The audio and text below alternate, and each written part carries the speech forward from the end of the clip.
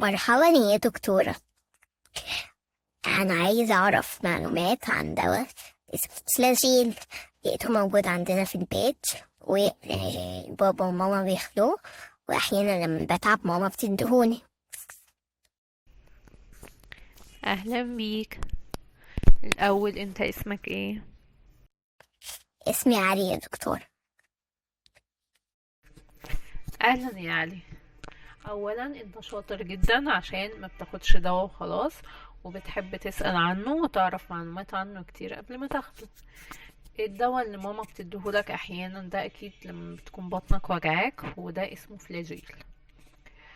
في منه شراب وفي منه أقراص. المادة الفعالة اللي فيه أو المادة الدوائية اللي هي بتعمل التأثير عليك وبتخليك كويس اسمها الميترونيدازول. عايز تعرف حاجة تاني؟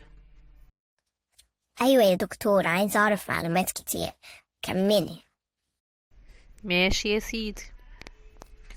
الدواء ده بيستخدم لعلاج العدوى البكتيرية في الجسم.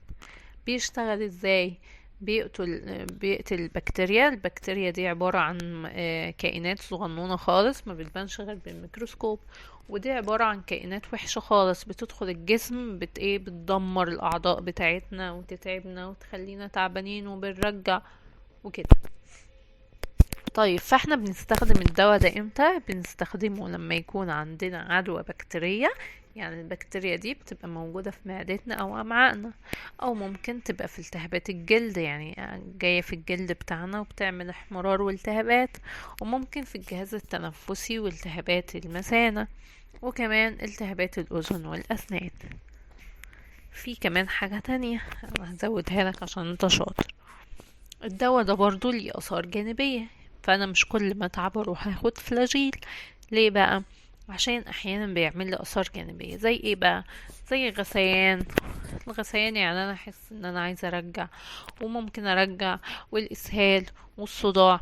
لكن طبعا ما نقلقش عشان الآثار الجانبية دي معروفة إن هي بسبب الدواء، وبعد ما هنخلص الدواء ايه، خلاص كده مش هنحس بالأعراض دي تاني.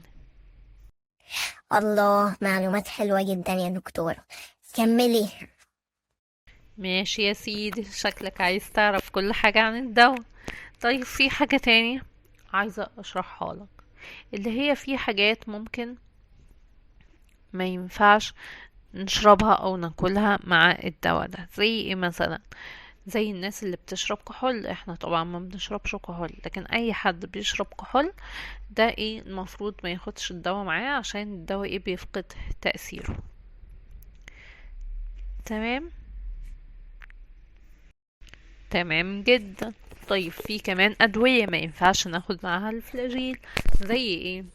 زي في أدوية أنتيبيوتيك، مضادات حيوية معينة، وفي أنتي أجيولانت. الأنتي أجيولانت يعني أدوية ضد الجلطة أو بتعمل سيولة للدم، دي ما يتاخدش معاها فلاجيل عشان بيأثروا على بعض وما بيخلوهمش يشتغلوا. اوكي. اوكي يا دكتورة، شكرا جدا، وكل ما هلاقي دواء في البيت حاجة اسألك عليه.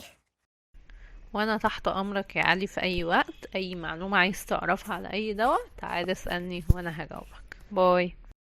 باي.